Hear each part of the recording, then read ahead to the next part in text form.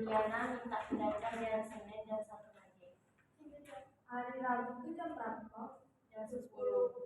Berarti Pagi yang di Alfon.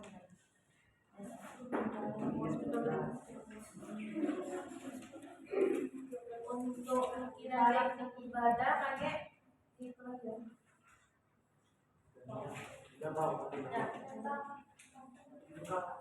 Assalamualaikum warahmatullahi wabarakatuh. Waalaikumsalam warahmatullahi wabarakatuh. Kami dari kelompok 5 kami menyampaikan PPT kami yang kita menjelaskan pertama oleh Tiara. Pengertian produksi. Satu, produksi menurut Al-Quran adalah mengadakan atau mewujudkan suatu barang atau jasa bertujuan untuk kemaslahatan manusia. 2. Menurut Manzarkal, produksi adalah merupakan pengambilan manfaat dari setiap partikel pada alam semesta. 3. Secara umum, produksi merupakan aktivitas yang bertujuan untuk memenuhi kebutuhan manusia. Tujuan produksi dalam Islam secara umum: 1. Memenuhi kewajiban sebagai kewajiban beribadah kepada Allah Subhanahu wa Ta'ala dan untuk menjalankan fungsi sosial. 2. Untuk memenuhi kebutuhan hidup pribadi dan keluarga. 3. Sarana untuk memenuhi kebutuhan masyarakat akan barang dan jasa secara umum. 4. Sebagai persediaan untuk generasi di masa yang akan datang. Selanjutnya akan dibacakan oleh prinsip produksi dalam Islam. Prinsip produksi dalam Islam ada 4, yaitu 1. Tauhid, 2. Keadilan dan keseimbangan, 3. Kehendak bebas, 4. Tanggung jawab. Faktor-faktor produksi. 1. Faktor produksi alam. 2. Faktor produksi tenaga kerja. 3. Faktor produksi modal. 4. Faktor produksi pengusaha atau kewirausahaan. Motif produksi. Yang pertama, merealisasikan keuntungan seoptimal mungkin. Yang kedua, merealisasikan kecukupan individu dan keluarga. Yang ketiga, tidak mengandalkan orang lain. Yang keempat, melindungi harta dan mengembangkannya. Yang kelima, mengeksplorasi sumber-sumber ekonomi. Yang keenam, pembebasan dari belenggu ketergantungan ekonomi produksi. Norma dan etika dalam produksi. Yang pertama, norma dalam produksi. Norma sering diartikan sebagai aturan-aturan yang disepakati oleh bersama. Norma dalam produksi bisa diartikan sebagai aturan-aturan dalam produksi yang sudah disepakati oleh para pemimpin yang ingin memproduksi sesuatu. Etika produksi. Etika produksi adalah aturan normatif yang mengandung sejumlah nilai dan prinsip moral yang merupakan pedoman bagi karyawan dalam melaksanakan tugas pekerjaannya dalam perusahaan. Sekian presentasi dari kelompok kami. Akan dibuka sesi tanya jawab 3 pertanyaan. Pertanyaan pertama,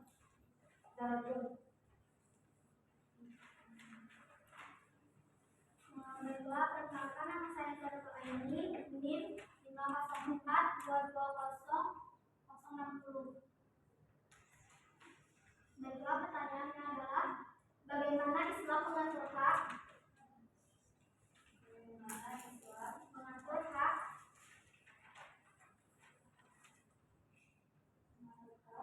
dan kewajiban produsen dan konsumen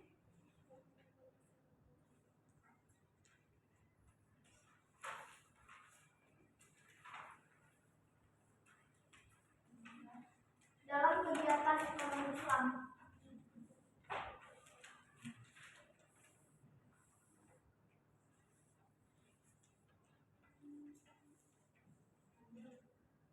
pertanyaan kedua,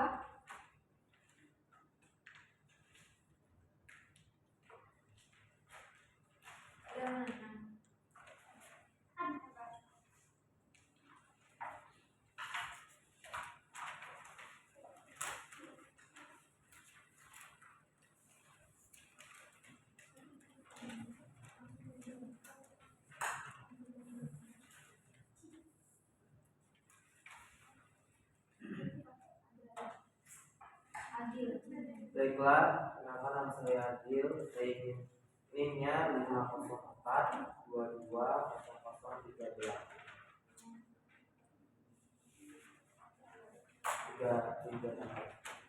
Pertanyaannya, apakah dalam Islam ada batasan dalam memproduksi barang?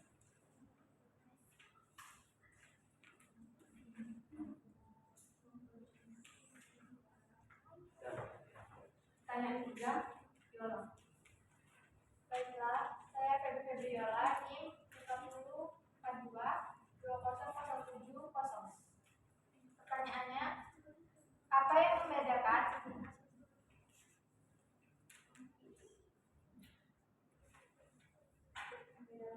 dari teori produksi Islam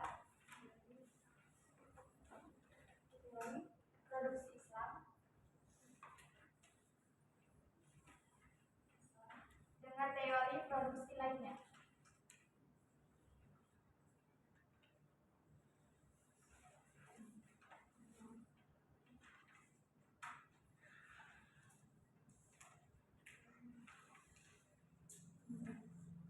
Baiklah, saya akan menjawab pertanyaan dari satu lagi. Apakah dalam Islam ada batasan dalam memproduksi barang? Dalam Islam, batasan memproduksi barang itu sepertinya tidak ada. Tapi syariat dalam memproduksi barang itu pasti ada.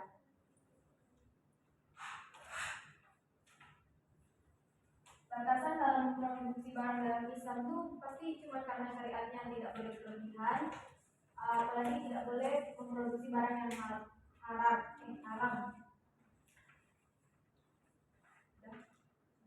Terima kasih jawabannya. Terima kasih Agi.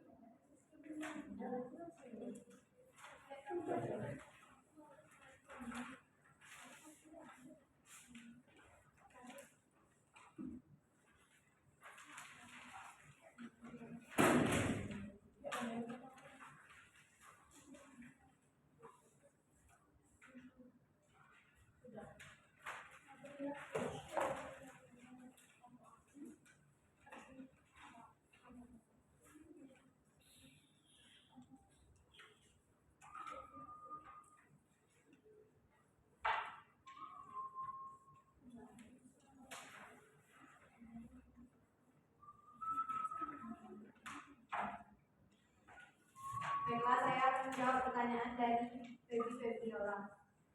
Apa yang membedakan dari teori produksi Islam dengan teori produksi lainnya? Perbedaannya itu, kalau teori produksi Islam itu mereka menggunakan syariat Islam. Pasti aturannya lebih ketat karena mereka tuh pakai aturan yang ada dalam agama. Pasti nanti ada dalam dalilnya juga tentang perdagangan atau bisnis. Kalau teori produksi lainnya mungkin pakai cara-cara yang secara umum, tidak pakai syariat Islam.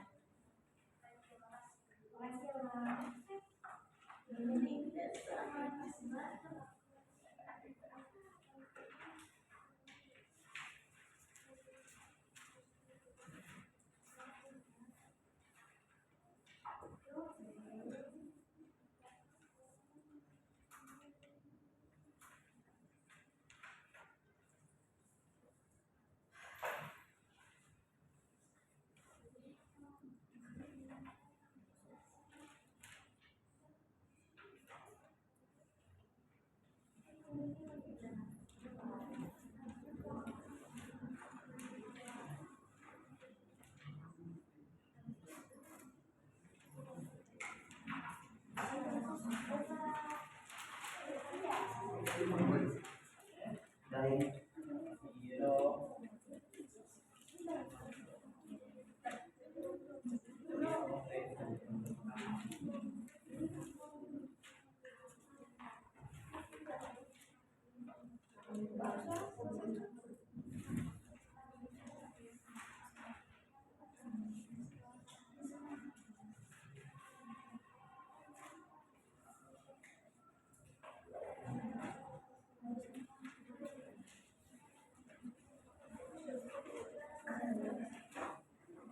Baiklah, saya akan menjawab pertanyaan dari Zahratul Aini. Soalnya, bagaimana Islam mengatur hak dan kewajiban manusia dan konsumen dalam kegiatan ekonomi Islam? Jawabannya yaitu membutuhkan perhatian serius dari pelaku usaha ekonomi Islam, seperti hak untuk mendapatkan informasi yang benar, jujur, adil, dan terhindar dari permasalahan. Yang kedua, hak untuk mendapatkan keamanan produk dan lingkungan sehat. Yang ketiga, hak untuk mendapatkan advokasi dan penyelesaian sengketa. Yang terakhir, hak untuk memilih dan memperoleh nilai tukar yang wajar. Bagaimana Zahratul Aini kuat? Sekian presentasi dari kelompok kami. Untuk lebih dan kurangnya, saya mohon maaf.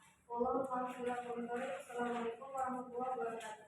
Waalaikumsalam warahmatullahi wabarakatuh.